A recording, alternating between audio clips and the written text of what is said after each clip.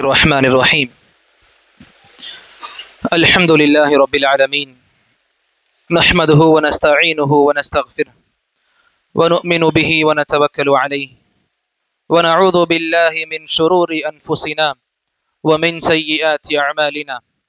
من يهده الله فلا مضل له ومن يضلل فلا هادي له، وأشهد أن لا إله إلا الله وحده لا شريك له، وأشهد أن محمدا عبده ورسوله. أما بعد، فإن أصدق الحديث كتاب الله، وخير الهدي هدي محمد صلى الله عليه وسلم، وشر الأمور محدثاتها، وكل محدثة بدعة، وكل بدعة ضلالة، وكل ضلالة في النار. فقد قال الله تبارك وتعالى في القرآن المجيد وفي فرقانه الحميد: فأعوذ بالله السميع العليم من الشيطان الرجيم من همزه ونفخه ونفثه. بسم الله الرحمن الرحيم. يا أيها الذين آمنوا اتقوا الله حق تقاته ولا تموتن إلا وأنتم مسلمون. يا أيها الناس اتقوا ربكم الذي خلقكم من نفس واحدة وخلق منها زوجها وبث منهما رجالا كثيرا ونساء، واتقوا الله الذي تساءلون به والأرحام إن الله كان عليكم رقيبا. يا أيها الذين آمنوا اتقوا الله وقولوا قولا سديدا يصلح لكم أعمالكم ويغفر لكم ذنوبكم، ومن يطع الله ورسوله فقد فاز فوزا عظيما. وقال في موضع آخر: ويسألونك عن الروح قل الروح من أمر ربي وما أوتيتم من العلم إلا قليلا. رب اشرح لي صدري ويسر لي أمري واحلل عقدة من لساني يفقهوا قولي. اللهم زدنا علما. எல்லாம் வல்ல அல்லாஹ்வை போற்றியும் புகழ்ந்தும் துதித்தும் ஆரம்பிக்கின்றேன். எனதருமை இஸ்லாமிய சொந்தங்களே, உங்கள் முன்னால் ஹுத்பத்துல் மஸ்னூனாவிற்கு பிறகு ஓதி காண்பிக்கப்பட்ட வசனம் அல்லாஹ் ரப்புல் ஆலமீன் சூரத்துல் இஸ்ரா எனும் சொல்லக்கூடிய அத்தியாயத்தில் அல்லாஹ் ரப்புல் ஆலமீன் வெளிப்படுத்தக்கூடிய நமக்கான தெளிவுகளை வழங்கக்கூடிய ஒரு வசனமாக குறிப்பிடுகிறான். وَيَسْأَلُونَكَ عَنِ الرُّوحِ, அவர்கள் நபியே உம்மிடம் ரூஹ் சம்பந்தமாக கேள்விகள் கேட்கிறார்கள். இதனுடைய அடிப்படை என்ன இருக்கும் அப்படின்னா, நபி ஸல்லல்லாஹு அலைஹி வஸல்லம் யூதர்களின் ஒரு கூட்டத்தை கடந்து செல்லும் பொழுது யூத மக்கள் நபியை பார்த்து கேட்டார்கள், நபியே எங்களுக்கு இந்த விஷயம் சம்பந்தமான தெளிவு கொடுக்கணும், எங்களுக்கு ஒரு தெளிவு தேவை இருக்கு, உங்ககிட்ட கேட்டு தெரிஞ்சுக்க விரும்புகிறோம் முஹம்மதே அப்படின்னு கேட்டாங்க. அதுக்கு நபி அவர்கள் நின்று பார்க்கும் பொழுது கேள்விகள் கேட்கப்பட்டுச்சு ரூஹ் சம்பந்தமாக. ரூஹ் சம்பந்தமாக நபியிடம் கேட்கப்பட்ட போது அல்லாஹ் ரப்புல் ஆலமீன் இதற்கு பதில் அளிக்கும் வண்ணம் நபிக்கு சொல்லி கொடுத்தா, யஸ்அலூனக், நபியே அவர்கள் உங்களிடம் வினவுகிறார்கள், கேட்கிறார்கள், அனிர் ரூஹ், ரூஹ் சம்பந்தமாக, ஆத்மா சம்பந்தமாக. குல், நபியே நீங்க சொல்லுங்க, இந்த ரூஹ் என்பது மின் அம்ரி ரப்பி, அல்லாஹ்வுடைய கட்டளையின் பால் இயங்கக்கூடிய ஒன்னா இருக்கு. அல்லாஹ்வுடைய கட்டளையின் ஒரு அடையாளமாக, அல்லாஹ்வுடைய கட்டளையின் பால் இயங்குற ஒரு இதுவாக ரூஹ் இருக்குன்னு சொன்னாங்க. வமா ஊதீதும் மினல் இல்மி இல்லா கலீலா, பிறகு நபிக்கு அல்லாஹ் எடுத்துரைத்தான், இந்த ரூஹ் சம்பந்தமான மிகவும் குறைந்த இல்மையே உங்களுக்கு கொடுக்கிறோம், உங்களுக்கு கொடுக்கப்பட்ட இல்ம் ரூஹ் சம்பந்தமாக மிக குறைந்தது. அப்ப இது மூலமாக நம்ம தெரிஞ்சுக்க முடியும், ரூஹ் என்பது அல்லாஹ்வுடைய கட்டளையின் பால் இயங்கக்கூடிய, எப்படி மனிதர்கள் நாம இருக்கிறோமோ, எப்படி ஜின்கள் இருக்குதோ, எப்படி மலக்குமார்கள் இருக்கிறார்களோ, அல்லாஹ்வுடைய கட்டளையின் ஒரு வெளிப்பாடாக ரூஹும் இருக்குன்றதை புரிஞ்சுக்க முடியுது.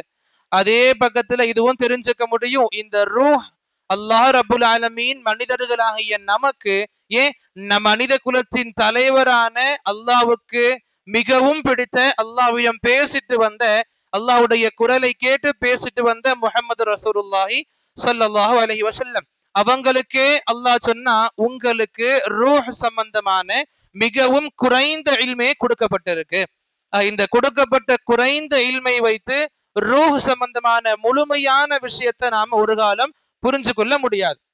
அப்ப என்ன பண்ண முடியும்? ரூஹ் சம்பந்தமாக என்ன சொல்லி கொடுத்திருக்கு இஸ்லாம்? என்னென்ன விஷயங்கள் நாம அடிப்படையா தெரிஞ்சுக்கணும் ரூஹ் சம்பந்தமாக?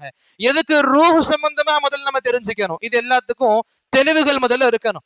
ஏன்னா இந்த ரூஹ் சம்பந்தமான நிலையை நாம சரியான முறையை புரிஞ்சுக்கல அப்படின்னா நிறைய கூட்டங்கள் இந்த ரூஹ் சம்பந்தமாகவே வழிகட்டும் போனாங்க. அதை பத்தி இன்ஷால்லா கடைசியில சொல்லுவேன். இப்ப இந்த ரூஹ் பத்தின சரியான புரிதல் இஸ்லாம் நமக்கு சொல்லி கொடுக்குது. அல்லாஹ்வுடைய நபி நமக்கு சொல்லி கொடுக்குறாங்க. அல்லாஹ் நமக்கு குர்ஆன்ல சொல்லி கொடுப்பா. முதல் அடிப்பட்டம் புரிஞ்சுக்கணும். ரூஹ் சம்பந்தமான முழுமையான இல்ம் யாருக்கும் கிடையாது. அல்லாஹ் மிகவும் குறைவான இல்மை தான் ரூஹ் சம்பந்தமாக கொடுத்திருக்க. இதை தெரிஞ்சுக்கிட்ட நாம அடுத்த கட்டமாக இதையும் தெரிஞ்சுக்கணும். ரூஹ் அப்படின்றது நம்மால பார்க்க முடியாத ஒண்ணு, நம்முடைய பார்வைக்கு எட்டாத ஒண்ணு, நம்மால பார்க்க முடியாது, ஆனா உணர முடியும். ரூஹ் இருக்குதுன்றதை உணர முடியும், பார்க்க முடியாது. எப்படி சொல்றான் அப்படின்னா, நபியுடைய ஹதீதுகள் நிறைய எடுத்துக்கலாம், ஏன் மனித வாழ்க்கையுடைய படைப்பு எடுத்துக்கலாமே. இந்த ரூஹ் மனித உடலோடு சேர்ந்த பிறகுதான் நமக்கு சொல்லப்படுது மனிதன் பிறந்திருக்கிறான். ரூஹ் மனிதனுடைய 4 மாசம், அதாவது தாயுடைய வயிற்றுல 4 மாதமாக இருக்கும் பொழுது குழந்தை, அல்லாஹ்வுடைய கட்டளையினால் வானவர் வருவாங்க, ரூஹ கொடுப்பாங்க, ரூஹ் ஊதுவாங்க, பிறகு 4 விஷயங்கள் எழுதுவாங்க. இதனால இஸ்லாமிய சட்டம் என்ன? 4 மாதங்களுக்கு பிறகு அந்த குழந்தை அபார்ட் ஆனாலுமே சரி, அந்த குழந்தைக்குன்ற ஜனாதா தொழுகையும் இருக்கு. அந்த குழந்தைக்கு பொதுவான மனிதனுக்கு என்ன பண்ணுவோமோ எல்லாமே அந்த குழந்தைக்கு பண்ணணும். பொதுவாக ஒரு மனிதன் இறந்தால் என்னென்ன பண்ணுவோமோ அதே போல எல்லாமுமே பண்ணுவோம். அந்த குழந்தை அபார்ட் ஆனாலும் எப்ப? 4 மாதம் கழித்து. ஏன்? ரூஹ் அந்த உடம்புக்கு வந்து சேர்ந்துரும். 4 மாசத்துக்கு முன்னாடி அபார்ட் ஆனா அதுக்கு நாம் இதையெல்லாம் பண்ண வேண்டிய அவசியம் கிடையாது. நம்ம புரிஞ்சுக்கணும். மனித உடம்போடு ரூஹ் வந்து சேருது அப்படின்னா அதை சொல்லுவோம் மனிதனின் ஆரம்ப காலம் ஆரம்பிச்சிருச்சு, பிறந்துட்டான். இதே ரூஹ் மனித உடம்புல இருந்து வெளியேறி போகுது அப்படின்னா அதுதான் நம்முடைய மௌத்தாக நாம புரிஞ்சு வச்சிருக்கோம். அல்ஹம்துலில்லாஹ். ஆக நம்முடைய உடலோடு இந்த ரூஹ் சேர்ந்து இருக்கும் பொழுது, நம்ம உடலோடு இந்த உயிர் சேர்ந்து இருக்கும் பொழுது எத்தனை ஆண்டுகள் சேர்ந்து இருந்தாலும் அல்ஹம்துலில்லாஹ் இந்த உடல் சீராக இருக்கும். குறிப்பிட்ட இந்த வேலிடிட்டி இந்த உடலுக்கு எப்ப வரைக்கும்? உடம்புல இருந்து உயிர் பிரியாத வரைக்கும். உடல்ல இருந்து உயிர் பிரியுது அப்படின்னா உடம்புக்கான டேட்டும் முடியுது, எக்ஸ்பயர் ஆகிட்டு இருக்கு. 100 ஆண்டு காலம் ஒரு மனிதனுடைய உடல்ல ரூஹ் இருக்கு, உயிர் இருக்கு அப்படின்னா அந்த 100 ஆண்டு காலமும் உடம்பு நல்ல சீராக இருக்கும். இதே அந்த ரூஹ் உடம்புல இருந்து பிரிஞ்சிருச்சு அப்படின்னா அதிகபட்சமாக 50 மணி நேரங்கள்ல கிடக்காது. அந்த உடம்பு அழுக ஆரம்பிக்கும், அழுப்பு ஆரம்பிக்கும், உடம்புல இருந்து துர்நாற்றம் ஆரம்பிக்கும். தந்தை இறந்து கிடந்திருப்பார், பிள்ளைகள் மூக்க மூடிப்பாங்க. பெற்றோர் இறந்து கிடந்திருப்பாங்க, பிள்ளைகள் மூக்க மூடிப்பாங்க. மனைவி இறந்திருப்பாங்க, மனைவி உடல் வைக்கப்பட்டிருக்கும், கணவன் மூக்க மூடிப்பாங்க. கணவன் உடலாக இருப்பாங்க, பிணமா இருப்பாங்க, ஜனசவா இருப்பாங்க, மனைவி மூக்க மூடிப்பாங்க. ஏன்? இந்த துர்நாற்றங்கள் இந்த உடல் வெளிப்படுத்தும். அதாவது இந்த உடம்பு அழுகி போக ஆரம்பிக்கும். எப்ப? உடம்புல இருந்து ரூஹ் பிரிஞ்சிருச்சு அப்படின்னா. இப்ப நம்ம உடலோடு இந்த ரூஹ் எத்தனை காலம் சேர்ந்து இருக்குமோ அல்ஹம்துலில்லாஹ் அத்தனை காலம் நம்முடைய உடல் சீராக இருக்கும். எப்ப இந்த உடலை விட்டு ரூஹ் வெளியேறுமோ ரொம்ப ரொம்ப ரொம்ப சீக்கிரமாக உடலும் அதுக்கு ஏத்த மாதிரி கெட்டு போக ஆரம்பிச்சிடும். இது இஸ்லாம் சொல்லி கொடுக்கிற ஒரு பொதுவான புரிதல் சம்பந்தமாக விஷயமா எடுத்துக்கலாம். அடுத்து ரூஹ் சம்பந்தமான இன்னும் ஒரு சில பொதுவான விஷயங்கள் தெரிஞ்சுக்க விரும்பணும் அப்படின்னா இது ரொம்ப அழகானதாக புரிஞ்சுக்கலாம். அல்லாஹ் ரப்புல் ஆலமீன் இந்த உடல் நமக்கு கொடுக்கறதுக்கு முன்னாடி, அதாவது இந்த உடல் படைக்கப்பட்டதுக்கு முன்னாடி ரூஹுகளை படைச்சிட்டான். உடலா ரூஹான்னு கேட்டா ரூஹு தான் முதல்ல படைக்கப்பட்டுச்சு. நம்முடைய உயிர் தான் முதல்ல படைக்கப்பட்டுச்சு, பிறகுதான் உடல் படைக்கப்பட்டுச்சு. நபியுடைய ஹதீஸ் நமக்கு ரொம்ப அழகான ஒரு ஆதாரமா இதுல அடங்கும். நபி சொல்லுவாங்க, அல் அர்வாஹு, இந்த ரூஹுகள் இருக்குல்ல, உயிர்கள், இந்த ரூஹுகள் ஜுனூதும் முஜன்னதா, அல்லாஹ் ரப்புல் ஆலமீன் ஒரு கூட்டமாக வச்சிருந்தான். அதாவது எப்படி நமக்கு உலகம் இருக்குதோ நம்முடைய ரூஹுகளுக்கு உலகம் இருக்குது. அந்த ரூஹுகளின் உலகத்துல அல்லாஹ் ரப்புல் ஆலமீன் நம்ம உயிர்களை ரூஹுகளை வச்சிருந்தான். மன் தஆரஃப மின்ஹா இக்தலஃப், அந்த ரூஹுகளுடைய உலகத்துல எந்த ரூஹ் எந்த ரூஹை அடையாளம் காணுமோ, எந்த ஒரு ரூஹ் மற்ற ரூஹுகளை அடையாளம் காணுமோ இந்த உலகத்துல இக்தலஃப் அந்த ரூஹுகளோடு சேர்ந்து இருக்கும். வமன் தனாகர மின்ஹா வமா தனாகர மின்ஹா, எந்த ரூஹுகள் அந்த ரூஹுடைய உலகத்துல பரிச்சயம் இல்லாமல் இருக்குமோ, எந்த தொடர்பு இல்லாம இருக்குமோ இந்த உலகத்துல இஹ்தலஃப் அதே போல சந்திக்காமலே இருக்கும். அப்ப நபி சொல்லி கொடுத்த அழகான ஹதீஸ் இது. இந்த உலகத்துல வர்றதுக்கு முன்னாடியே ரூஹ் அதுக்கான இடம் அல்லாஹ் கொடுத்திருந்தா அந்த இடத்துல எந்தெந்த ரூஹுகள் எல்லாம் ஒன்னா இருக்குமோ இந்த உலகத்துல ரூஹுகள் ஒன்னா இருக்கும். எந்தெந்த ரூஹுகள் அந்த ரூஹுக்கான உலகத்துல ஒன்னா இல்லையோ இந்த உலகத்திலையும் பிரிஞ்சு கிடக்கும். ஒன்னா இருக்காது. நபி சொல்லி கொடுத்த ஹதீஸ் சஹீஹானதும் கூட. இது ஒரு பக்கம் நமக்கு ஆதாரமாக இருந்தாலும் இன்னொரு பக்கம் குர்ஆன்ல அல்லாஹ் சொல்லுவான். என்ன சொல்லுவான்? ஆதம் அலைஹிஸ்ஸலாமுடைய உடம்புல இருந்து முதுகு தண்டுல இருந்து ரூஹுகள் எல்லாம் எடுக்கப்பட்ட பிறகு அல்லாஹ் சொல்லுவான், அந்த ரூஹுகளுக்கு முன்னாடி நான் ஒரு வாக்குறுதியை வாங்கினேன். அத குர்ஆன்ல அல்லாஹ் சொல்லுவான், அஹது அலஸ்து என்ற பெயர் கொடுக்கப்படும். இதுக்கு அல்லாஹ் சொல்லுவான், அலஸ்து பி ரப்பிக்கும். யாரை பார்த்து? நம்முடைய ரூஹுகள். உலகத்துக்கு நம்ம வரல இன்னும். ஆதம் அலைஹிஸ்ஸலாமுக்கு பிறகு அந்த ரூஹுகள், எல்லா ரூஹுகள் எப்ப ஆதம் அலைஹிஸ்ஸலாம்ல இருந்து மறுமையுடைய கடைசி வரைக்கும், மறுமையுடைய தினம் வரைக்கும் பிறக்கப்படுகின்ற எல்லா ரூஹுகளுக்கும் முன்னால அல்லாஹ் ரப்புல் ஆலமீன் ஒரு கேள்வி கேட்டா, அலஸ்து பி ரப்பிக்கும், நான் உங்கள் இறைவன் கிடையாதா? என்ன கேள்வி? நான் உங்கள் இறைவன் கிடையாதா? அதுக்கு எல்லா ரூஹுகளும், நானு, நீங்க, நம்ம அம்மா அப்பா, அவங்க முன்னாடி நம்ம பிள்ளைங்க, அவங்க பிறகு எல்லா ரூஹுகளுமே அல்லாஹ்வுடைய இந்த கேள்விக்கு பதில் கொடுத்துச்சு. பதில் கொடுத்துட்டு தான் வந்திருக்கோம். பலா ஷஹீதுனா, ஏன் இல்லையா அல்லாஹ், நீ எங்களுடைய இறைவனா இருக்கேன் நாங்க சாட்சி சொல்றோம், நாங்க சாட்சி கூறுகிறோம். நம்ம எல்லாருமே ரூஹுகளாக இருக்கும் பொழுது நம்முடைய இறைவனுக்கு முன்னால் சொல்லிட்டு வந்திருக்கும். அல்லாஹ் நமக்கு மறக்கடிச்சுட்டா. இந்த விஷயங்களை மறுமையில நினைவூட்டுவான். இப்படி சொல்லிட்டு போனீங்களே, வாழ்க்கை எப்படி வாழ்ந்தீங்க? ஆக இதுவும் புரிஞ்சுக்கணும். ரூஹுகள் நம்ம உடல்களுக்கு முன்னால் படைக்கப்பட்ட ஒன்னாக இருக்குது. அதே போல பொதுவாக ரூஹு சம்பந்தமாக மக்கள் தெரிஞ்சிருக்கிறது நம்முடைய மவுத்து வரைக்கும். பொதுவாக இப்ப இந்த உடல் எங்கு பிறக்குதோ இந்த கபருக்கு போற வரைக்கும் இந்த ரூஹுடைய தொடர்பு இருக்கும். மரணம் வரைக்கும் ரூஹ் எப்பவுமே உடம்போட இருக்கும் புரிதல் இருக்குல்ல. அதுல அல்லாஹ் ரப்புல் ஆலமீன் குர்ஆன்ல இப்படியும் சொல்லுவான், ஒரு உடல்ல இருந்து ரூஹ நான் 2 தடவை பிரிக்கிறேன், உடல்ல இருந்து ரூஹ 2 தடவை கைப்பற்றுகிறேன். அல்லாஹ் தஆலா பத்தி அல்லாஹ் குர்ஆனே பேசும். அல்லாஹ் பத்தி குர்ஆன் சொல்லும், அல்லாஹு யதவஃபல் அன்ஃபுஸ், இந்த ரூஹுகளுக்கு, ஆத்மாக்களுக்கு, உயிர்களுக்கு அல்லாஹ் தஆலா 2 நேரங்களை நிர்ணயிச்சிருக்கான். 2 நேரங்கள்ல கைப்பற்றுவான். ஒன்னு மரணிக்கும் பொழுது ரூஹ் கைப்பற்றப்படும். அந்த ரூஹ் உடைய எந்த ஒரு தொடர்பு உடல்ல இருக்காது. ரூஹுடைய எந்த ஒரு தொடர்பு உடல்ல இருக்காது மரணத்துல, மவுத்து கொடுக்கும் பொழுது. நான் கடைசியாக அதுக்கு பிறகு அல்லாஹ் சொல்லுவான், வல்லதி லம் தமுத், எந்த உயிர்கள் மரணிக்காமல் உயிரோடு இருக்குதோ, எந்த மனிதர்கள் உயிரோடு இருக்கிறார்களோ, ஃபீ மனாமிஹா, அவங்க உறங்கும் பொழுது. அப்ப நாம தூங்கும் பொழுது நம்முடைய உடலை விட்டு ரூஹ் பிரிக்கப்படுகிறது.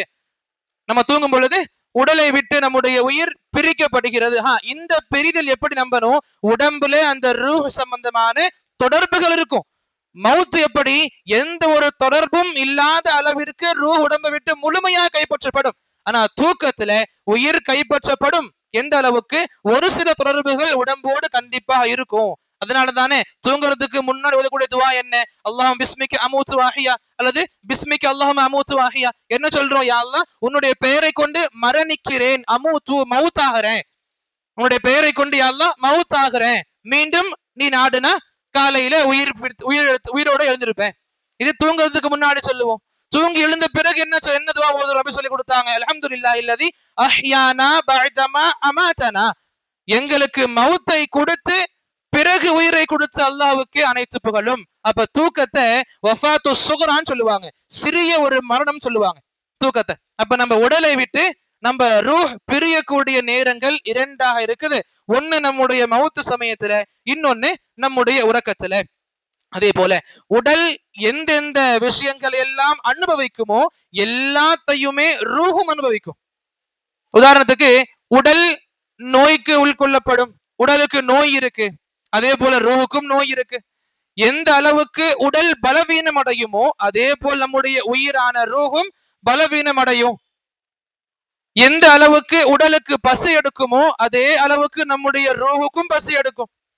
எந்த அளவுக்கு நம்ம உடலுக்கு தாகம் ஏற்படுமோ அதே போல் நம்ம ரூஹுக்கும் தாகம் ஏற்படும். எந்த அளவுக்கு நம்ம உடலுக்கு என்னென்ன தேவைகள் எல்லாம் ஏற்படுதோ எல்லா விதமான தேவைகளும் ரூஹுக்கும் ஏற்படும். எப்படி நாம உடலுடைய தேவைகளை சரி செய்யறதுக்கு எல்லா முயற்சிகள் எடுப்போமோ அதே போல நம்முடைய ரூஹுகளின், உயிர்களின் தேவைகளை சரி செய்யறதுக்கும் எல்லா முயற்சிகளும் எடுக்கணும். உடலுக்கான மருந்துகள் நிறைய சொல்லிக்கலாம், ரூஹுக்கான மருந்துகள் அவ்வளவு நிறைய கிடையாது. உடலுக்கான நிவாரணங்கள் நிறைய வகை வகையா பிரிச்சுக்கலாம். ரூஹுக்கான நிவாரணம் வகை வகையா கிடையாது. ரூஹுக்கான நிவாரணம் ஒன்னே ஒண்ணுதான், அல்லாஹ்வுடைய வணக்க வழிபாடுகள். அல்லாஹ்வை எந்த அளவுக்கு சீராக வணங்கி வருவோமோ நம்முடைய ரூஹ் அதே போல சீராக இருக்கும் இன்ஷா அல்லாஹ். எப்ப அல்லாஹ்வுடைய வணக்க வழிபாடுல நாம குறைகளை ஏற்படுத்துவோமோ, நமக்கும் அல்லாஹ்வுக்கும் இடையான உறவுகள்ல எங்க பலவீனங்கள் இருக்குமோ, எனக்கும் என்னுடைய இறைவனான அல்லாஹ்வுக்கும் இடையே உள்ள அந்த உறவுல நான் எந்த அளவுக்கு விரிசல்களை ஏற்படுத்துறேனோ அந்த அளவுக்கு என்னுடைய ரூஹும் பெரிய பாதிப்படையுது. என்னுடைய ரூஹின் மருந்தா இருக்கிறது அல்லாஹ்வுடைய திக்ருகள், அல்லாஹ்வுடைய வணக்க வழிபாடுகள், அல்லாஹ்வுடைய துதி பாடல்கள், அல்லாஹ் சம்பந்தமான என்னென்ன விஷயங்கள் நாம் பண்ண முடியுமோ நபி சொல்லி கொடுத்த முறையில, சஹாபாக்கள் வாழ்ந்து காண்பிச்ச முறையில, அந்த முறையில இருக்கும் பொழுதுதான் அல்லாஹ் ரப்புல் ஆலமீனுடைய நாட்டப்படி நம்முடைய ரூஹும் நிம்மதியா இருக்கும். பொதுவாக மக்கள் சொல்லுவாங்கல்ல, நிம்மதியான வாழ்க்கை வேணும், நிம்மதியா வாழ ஆசைப்படுறேன். இந்த உடலின் நிம்மதி அந்த நிம்மதியை குறிக்காது. நிம்மதியான வாழ்க்கை வேணும்னா நிம்மதியான ரூஹ் இருக்கணும்.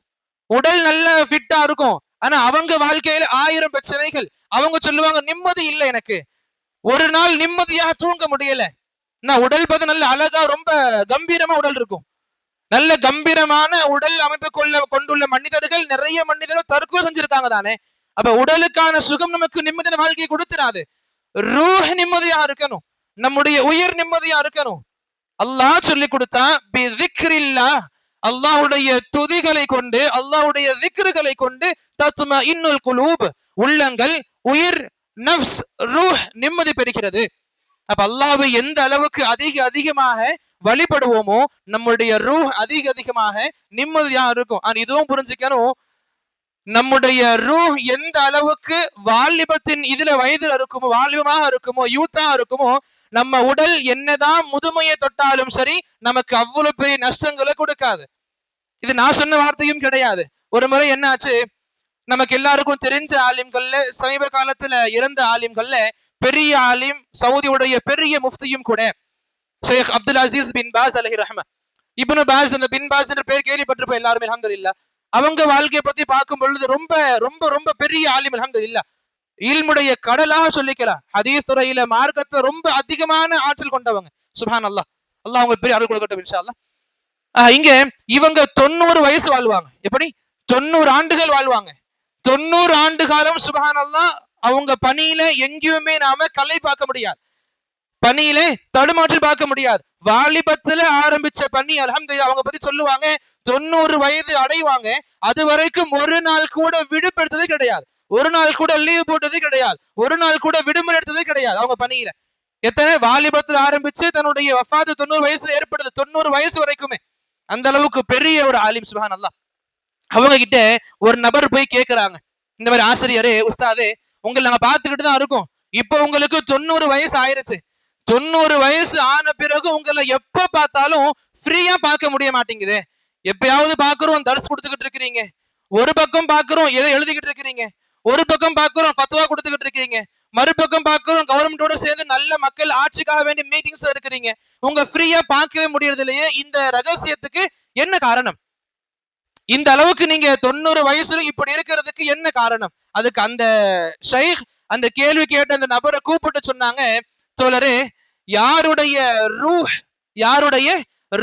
யூத்தாக இருக்குமோ, யாருடைய ரூஹ் வாலிபத்தில் இருக்குமோ, அவருடைய உடல் என்னதான் முதுமையை தழுவினாலும் அவங்களுக்கு நஷ்டத்தை கொடுக்காது.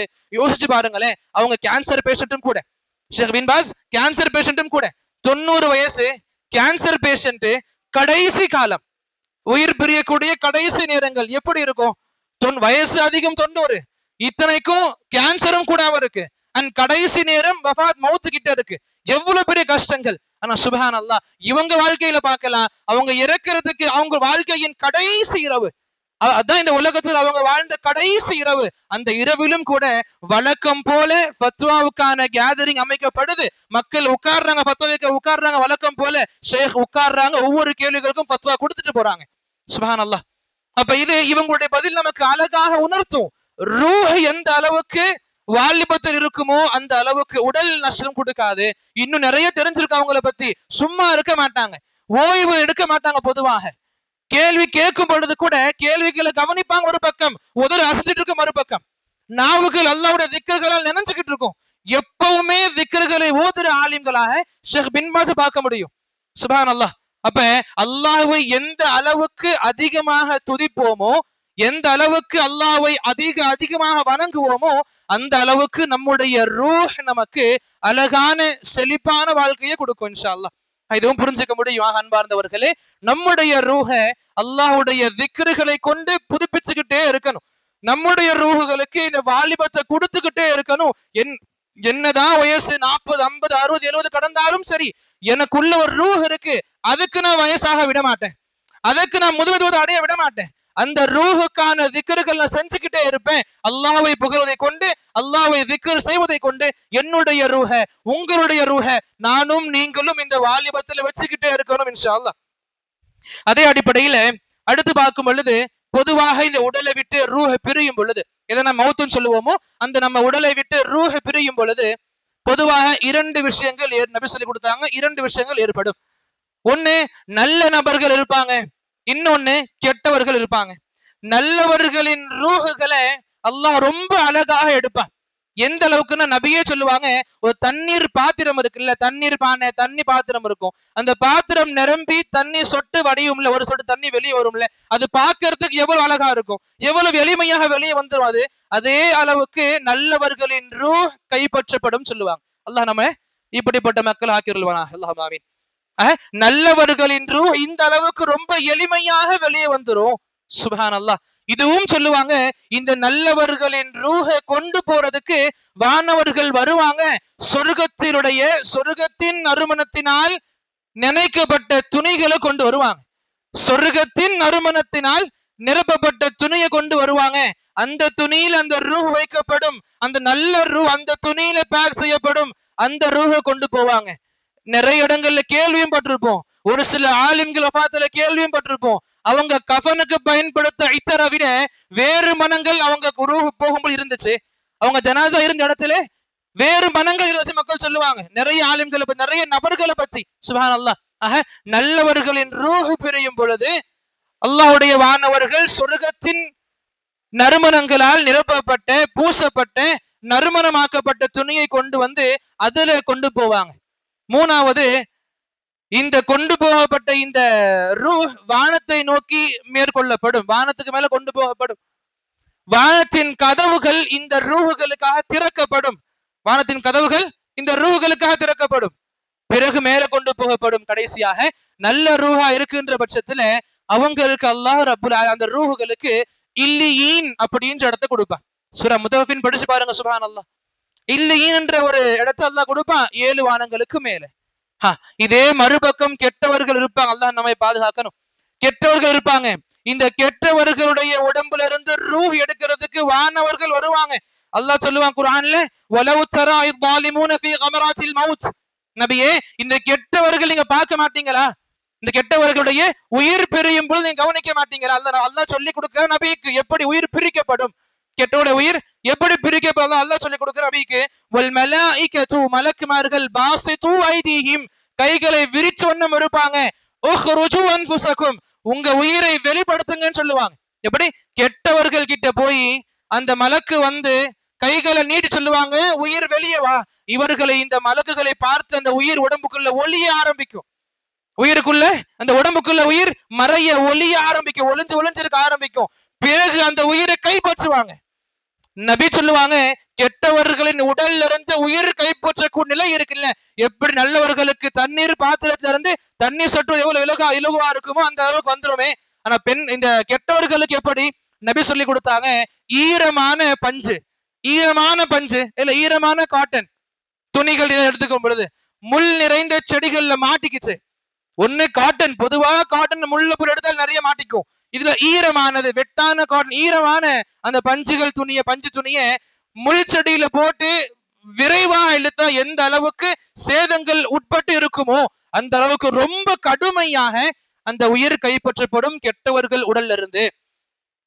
பொதுவாக அந்த ஈரமான பஞ்சை நம்மால எடுக்க முடியாது, முழுமையாக எடுக்கிறதுக்கு கொஞ்சம் ஃபோர்ஸ் போட்டாகணும், நிறைய ஃபோர்ஸும் தேவைப்படும் ஒரு சில சமயங்கள்ல. அப்ப இழுக்க முடியும் எந்த அளவுக்கு சேதங்கள் துணிக்கு ஏற்படுமோ அல்லாஹ் நபி சொல்லுவாங்க, இதே போலதான் கெட்டவர்களின் உடல்ல இருந்து அவங்க ரூஹும் ரொம்ப பகிரங்கமாக ரொம்ப சிரமங்கள் கொடுக்கப்பட்டு எடுக்கப்படும். இது ஒண்ணு. இரண்டாவது, எங்கு நல்லவர்களின் ரூஹ் சொர்க்கத்தின் நறுமணங்களால் நிரம்பிய ஆடையில் பேக் செய்யப்படுமோ, மறுபக்கம் கெட்டவர்களின் ஆன்மா கெட்டவர்களின் உயிர் ரூஹ் துர்நாற்றம் அடைந்த துணியினால பேக் செய்யப்படும். நஊது பில்லாஹி மின் ஸாலிக். பிறகு இங்கிருந்து வானத்தை நோய் கொண்டு போகப்படும். எந்த வானத்தின் கதவுகள் நல்லவர்களின் ஆன்மாவுக்காக திறக்கப்பட்டுச்சோ இந்த ஆன்மாக்களுக்காக திறக்கப்படாது. இந்த கெட்ட ஆன்மாக்களுக்காக அந்த சொர்க்க வானத்தினுடைய கதவுகள் திறக்கப்படாது. கடைசியாக எங்கு நல்லவர்களின் ரூஹுகளுக்கு வானங்கள் திறக்கப்பட்டு இல்லையே இடம் கிடைக்குமோ இந்த கெட்ட ஆன்மாக்களுக்கு சிஜ்ஜின் இடம் கொடுப்பா. சிஜ்ஜினை பத்தி எவ்வளவு பெருமக்கள் சொல்லுவாங்க, அறிஞர்கள் குறிப்பிடுவாங்க. 7 பூமிக்கும் கீழே இருக்கிற ஒரு பகுதி அது. அப்ப வானத்துல இருக்கக்கூடிய அந்த சிறப்பே இல்லாம போயிரும். சுப்ஹானல்லாஹ். ஆக இப்படி கெட்ட ஆன்மாக்கள் ரீதியாக நபி நமக்கு சொல்லிக் கொடுத்த குணம் இருக்குது. ரூஹ் உடம்புல இருந்து பிரியும் பொழுதும் இவ்வளவு சிரமங்கள் கெட்டவர்களுக்கு இருக்கும். நிறைய விஷயங்கள் எளிமையாக நல்லவர்களுக்கு அல்லாஹ்வுடைய ரூஹ் பிரிக்கப்படும் அவங்களுடைய உடல்ல இருந்து. அடுத்த கட்டமாக பார்க்கும் பொழுது கடைசியா சொல்லி முடிச்சுப்பேன் இன்ஷா அல்லாஹ். பொதுவாக மக்கள் நம்பிக்கை இருக்குல்ல, ரூஹுகள் சுத்திக்கிட்டு இருக்கு, உலாவிக்கிட்டு இருக்கு. இந்த இரவுகள்ல அந்த ரூஹ் வரும். நம்மளை விட்டு இறந்து போன நபர்கள் இந்த இரவுல வருவாங்க. பொதுவாக ஆக்சிடென்ட் செய்யப்பட்ட ஸ்பாட்ல இறந்து போன நபர்கள் இந்த ஆக்சிடென்ட்னால அவங்களுடைய உயிர் சுத்திக்கிட்டே இருக்கும், முழுமையான ஒரு இடத்துக்கு போய் சேராது. இன்னும் நிறைய ஆமில்கள் இருப்பாங்க, நான் ரூஹுகளை கொண்டு வந்து பேச வைக்கிறேன் வாங்க. நிறைய மக்கள் தாவா பண்ணுவாங்க, யாருக்கு இறந்து போன நபரோடு பேச விருப்பமோ வாங்க, நான் உங்களை பேச வைக்கிறேன். அதே போல செஞ்சும் காமிப்பாங்க. எப்ப மக்கள் நம்புவாங்க, சொல்லும் போது நம்ப மாட்டாங்க, செஞ்சும் காமிப்பாங்க. வருவாங்க, அவங்க உதாரணத்துக்கு தாத்தா இறந்துருப்பாரு, அந்த தாத்தா கிட்ட சில விஷயங்களை பேச வேண்டியதா இருக்கும், போய் பார்ப்பாங்க. அந்த நபர் என்ன பண்ணுவாரு, அந்த தாத்தாவுடைய ரூஹ ஒரு மனித உடம்புல செலுத்துவாரு. அந்த தாத்தாவுடைய பேச்சுக்களை போல அவர் பேச ஆரம்பிப்பாரு. மெமிக்ரி பண்ணுவாங்கன்னு சொல்லிக்கலாம் ஒரு பக்கம், சரி. இன்னொன்னு சொல்லுவாங்க, அவங்களுக்கு மட்டுமே தெரிஞ்சிருக்கிற குடும்ப ரகசியத்தை சொல்லுவார். இதுவரைக்கும் நம்பாத நபர்கள் அந்த குடும்பத்துக்கு மட்டுமே தெரிஞ்ச ரகசியங்கள் வெளி மக்கள் தெரிய வாய்ப்பே கிடையாது. அந்த 2 பேருக்கு மட்டுமே தெரிஞ்ச ரகசியத்தை அந்த 3வது நபர் சொல்லுவார். இதை கேட்ட உடனே ஒப்பிட்டுதான் ஆகணும் மக்கள். இவர் ரூஹ வர வைக்கிறாரு, நல்லபடியா புரிஞ்சுக்கணும்.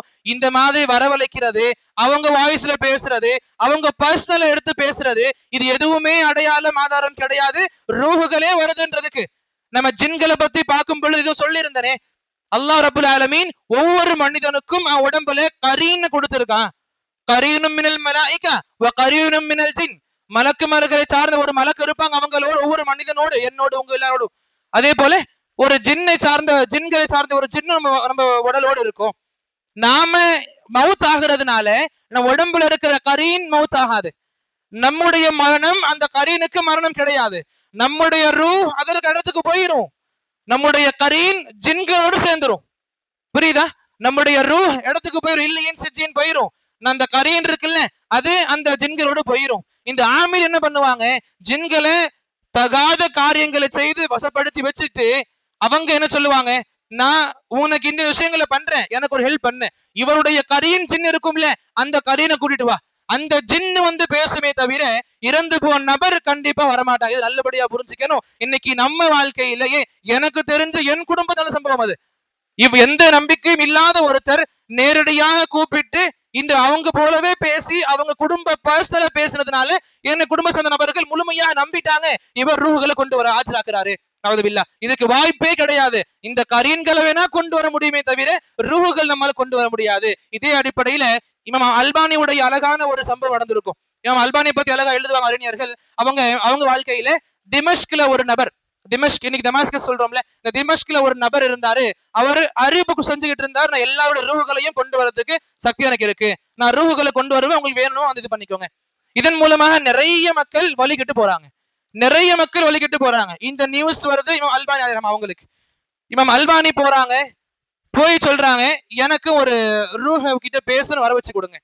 போய் கேட்கிறேன், இமாம் புகாரி கூட பேசணும், ஹதீஸ் சம்பந்தமா ஒரு சில எனக்கு டவுட்ஸ் இருக்கு, இமாம் புகாரி கூட சந்தேகம் தீர்த்துக்கணும், இமாம் புகாரியுடைய ரூஹ கொண்டு வாங்க. எந்த நேரம்? ஒரு மாலை நேரத்துல போறாங்க. அந்த நபர் சொல்றாரு, இன்னைக்கு வர வைக்கப்பட்ட ஷெட்யூல் முடிஞ்சிருச்சு, இன்னைக்கு கொண்டு வர வேண்டிய ரூஹுகளிடம் முடிஞ்சிருச்சு, நீங்க நாளைக்கு வாங்க, நாளைக்கு புகாரியை கொண்டு வரேன். பிறகு போறாங்க, மறுநாள் போய் பார்க்கும்போது அங்க ஆலயம் காணும், அவர் இருந்த இடமும் காணும். அவர் போட்ட அந்த இடையும் அந்த இடமும் கடையும் காணும், அந்த ஆளுமே காணும். அப்ப என்ன அர்த்தம்? இது முழுக்க முழுக்க மக்களை ஏமாத்தக்கூடிய பெரிய வழி. ஷைத்தான் இப்படிப்பட்ட நபர்களை கொண்டு நிறைய ஏமாற்று வேலைகளை பண்ணுவான்.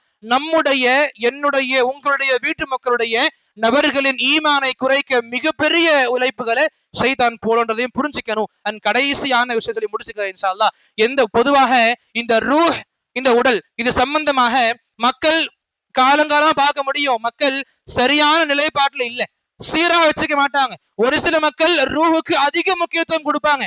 அதிக முக்கியத்துவம் ரூஹுக்கு கொடுக்கப்பட்டதுனால வழிகெட்ட பிரிவுகளை அல்லாஹ் குர்ஆன்ல சொல்லி கொடுப்பான். ஈசாய்களுடைய ருஹ்பானிகள், ஈசாய்கள் அவங்களுக்குள்ள ஒரு பிரிவை ஏற்படுத்திக்கிட்டாங்க ருஹ்பானியான்ற பேர்ல. என்ன அர்த்தம்? அதுக்கு உடலுக்கான இதை விட்டுருவாங்க, ரூஹுக்கு அதிக உணவு கொடுக்கணும், ரூஹ அதிகமா செழிப்பா வச்சுக்கிறோன்றதுக்காக வெறும் வணக்க வழிபாடுலயே கடந்துருவாங்க, உடலை கவனிக்க மாட்டாங்க. அதுவுமே சரியான முறை கிடையாது. அந்த தன்மைகளை, தவறான தன்மை அல்லாஹ் நமக்கு எச்சரிச்சிருக்கா குர்ஆன்ல. அப்ப இந்த ருஹபானிக்கு என்ன பண்ணுவாங்க? ரூஹுகளுக்கு அதிக முக்கியத்துவம். இது பிற்காலமா இருந்தாலும் முன் சென்ற காலமா இருந்தாலும் நம்ம வரக்கூடிய ஷியாக்கள் இருக்காங்கல்ல, முஸ்லிம்கள் சொல்லுவோமே, அந்த ஷியாக்கள், இந்த ராஃபிதாக்கள், அந்த ஷியாக்கள்ல சூஃபிசம் ஒரு கொள்கை இருக்கும் பொதுவா ஷியாக்கள் கிட்ட.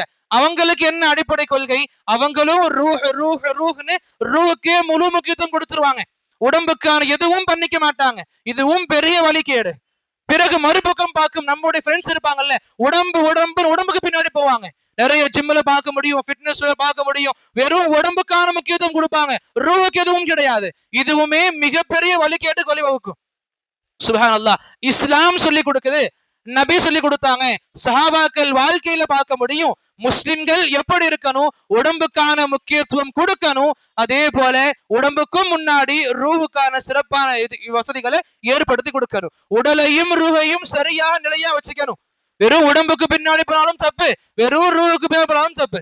சஹாபில ஒரு சஹாபி இருப்பாங்க, அபூ தர்தா ரலியல்லாஹு அன்ஹு. அவங்க தன்னுடைய இரவு நேரங்கள்ல தூங்கவே மாட்டாங்க, பகல் நேரங்கள்ல சாப்பிட மாட்டாங்க. என்ன அர்த்தம்? இரவுல முழுக்க முழுக்க வணக்க வழிபாடுகள், பகல்ல முழுக்க முழுக்க நோன்புகள். சுப்ஹானல்லாஹ். இதையெல்லாம் பார்த்து அவங்க மனைவி போய் கம்ப்ளைண்ட் பண்ணுவாங்க ஒரு சஹாபி கிட்ட, சல்மான் ஃபாரிசி ரலியல்லாஹு அவங்க கிட்ட சொல்லுவாங்க. அப்ப சல்மான் என்ன பண்ணுவாங்க? வந்து கூப்பிடுவாங்க, அபூ தர்தாவே கொஞ்சம் இருங்க, நீங்க பண்றது சரி கிடையாது. இன்னலி ரப்பிக்கு அலைக ஹக்கா, இறைவனுக்கு நீங்க செய்ய வேண்டிய கடமைகள் கண்டிப்பா இருக்கு. அதே போல வ இன்னலி ஜஸதிக அலைக ஹக்கா, உங்க உடம்புக்கும் நீங்க செய்ய வேண்டிய கடமைகள் இருக்கு. வலி ஐனிக அலைக ஹக்கா, உங்க கண்ணுக்கு நீங்க செய்ய வேண்டிய கடமைகளும் இருக்கு. வாழ்த்தி குல்லதி ஹக்கின் ஹக்கா, ஒவ்வொரு விஷயத்திற்கும் அதற்கு கொடுக்க வேண்டிய கடமைகளை சரியாக கொடுங்கன்னு சொல்லுவாங்க. இது கேட்ட உடனே இந்த சஹாபிக்கு புரியல. என்ன, நம்ம அல்லாஹ் வணங்க தானே செய்யறோம், நபி சொல்லி கொடுத்த முறையில தானே வணங்கிட்டு இருக்கோம், ஏன் இந்த சஹாபி தடுக்கிறாரு? உண்மையா பொய்யான்னு தெரிஞ்சுக்கிறதுக்கு நபி கிட்ட போவாங்க. நபி கிட்ட போய் கேட்டாங்க. அப்ப நபியும் சொன்னாங்க, சதக சல்மான், சல்மான் உண்மையா சொல்லியிருக்கார் ரலியல்லாஹு அன்ஹு. அப்ப எந்த அளவுக்கு நம்முடைய உடல் மீது நமக்கு கவனம் தேவையோ அதே போல நம்ம ரூஹின் மீது நம்ம அதிகமான கவனம் கொள்ளணும். உடம்ப ஃபிட்டா வச்சுக்கிறது ரொம்ப முக்கியம். அல்லாஹ்வுக்கு பிடிச்ச முஃமின்கள்ல பலமுள்ள முஃமின் அல்லாஹ் ரொம்ப அதிகமா பிடிக்கும். பலமுள்ள முஃமினுக்கு அடையாளம் வெறும் உடல் ஃபிட்னஸ் மட்டும் கிடையாது, நம்ம ரூஹும் ஃபிட்டா இருக்கணும். நம்ம ரூஹும் உடலுக்கு எவ்வளவு ஆர்வம் கொடுப்போம், அதே போல ஆர்வங்கள் ரூஹுக்கும் கொடுக்கப்படணும். இந்த உடலும் ரூஹும் சீரா இருந்தா இன்ஷா அல்லாஹ், அல்லாஹ் நமக்கு நம்முடைய எதிர்காலத்தை உலகத்திலும் சரி, மன்னரிலும் சரி, மறுமையிலும் சரி ரொம்ப செழிப்பாய் கொடுப்பா இன்ஷா அல்லாஹ். அல்லாஹ் ரப்புல் ஆலமீன் சொன்ன விஷயங்களை எனக்கும் சரி, கேட்ட விஷயங்களை உங்களுக்கும் சரி, சொன்னதை விட கேட்டதை விட அதிகமாக அமல்படுத்தக்கூடிய பாக்கியத்தை வழங்கிருள்வானாக. அல்லாஹ் நம்முடைய கவனங்களை எந்த அளவுக்கு ரூஹின் மீது வைக்க வேண்டுமோ, அதே போல் எந்த அளவுக்கு கவனங்களை உடம்பின் மீது கொள்ள வேண்டுமோ, அந்த கடமைகளை சரிவர கவனித்துக் கொள்ளுமாறும் சரிவர கடைபிடிக்குமாறும் அல்லாஹ் நமக்கு அந்த சிறந்த வாய்ப்புகளை வழங்குவானாக. அல்லாஹ் எதுவரை நம்மை வாழ செய்வானோ உண்மையான முஸ்லிமாக, உண்மையான முஃமினாக வாழ செய்வானாக. அல்லாஹ் எப்பொழுது நம்மை அழைத்துக் கொள்வானோ உண்மையான முஃமினாக, ஈமானிய சிறந்த வழியில், ஈமானிய சிறந்த அந்தஸ்தில், ஈமானிய சிறந்த நிலையில், நபியின் வார்த்தைகளுக்கு பின்பற்றக்கூடிய நபராக, சஹாபாக்களின் புரிதலை போல் நம்முடைய வாழ்க்கையை கடந்து கொண்ட நபராக, உண்மையான முஃமினாக, உண்மையான முவஹிதாக, தௌஹீதின் மீதும் சுன்னாவின் மீதும் மரணிக்கக்கூடிய வாய்ப்புகள் நம் அனைவருக்கும் வழங்குவனாக. அல்லாஹும்ம ஆமீன். أقول قولي هذا أستغفر الله لي ولكم ولسائر المسلمين من كل ذنب فاستغفروه إنه هو الغفور الرحيم.